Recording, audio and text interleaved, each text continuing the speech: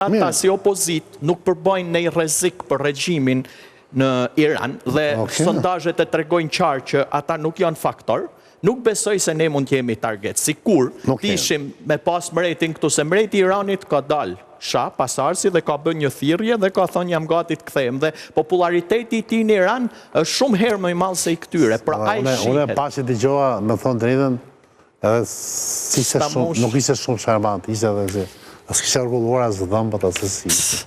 Jo, në fakt me paraardhësin e tij dukej shumë i zbehtë, me të thënë drejtën. Baba vetë ishte king. Ishte edhe mua ashtu mu duk.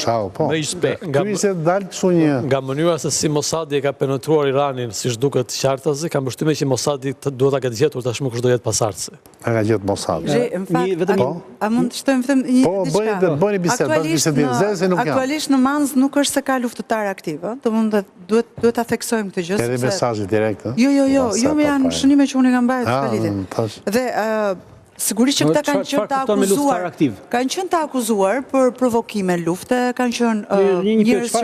Çfarë nënkupton me luftëtar aktiv? Nuk është se kryen veprim ushtarak, ata nuk është se përgatiten. Ata janë refugjat politik. Ja, e di pse dua ta shpjegoj tani. Dua ta shpjegoj për një gjë. Kjo operacioni që u bër nga ana e policisë shqiptare me vendim të SPAK-ut, me urdhër të SPAK-ut, në qershor të 2023-shit, kishte 1000 policë që hynë brenda në kamp. Dhe ç'a ndodhi? Me vendim gjykate, sigurisht. 15 policë u lënduan. Në atë kohë, 21 antar të Mekut u lënduan. Policia sekuestroi gati 150 deri në 170 kompjuter elektronik, laptop, servera. Çka tregon që ata janë shumë të prirur që ideologjinë politike ta bëjnë nëpërmjet krimit kibernetik, për të cilën një pjesë e mirë e tyre janë të akuzuar dhe në shtetin e tyre për krime kibernetike. Meku pretendon se një antar... Kjo i bën luftar aktiv, ata se luftar aktiv nuk je vetëm që ke marrë armën. Lufta kibernetike tashmë është pjesë e luftës. Pjesë e luftës hibride.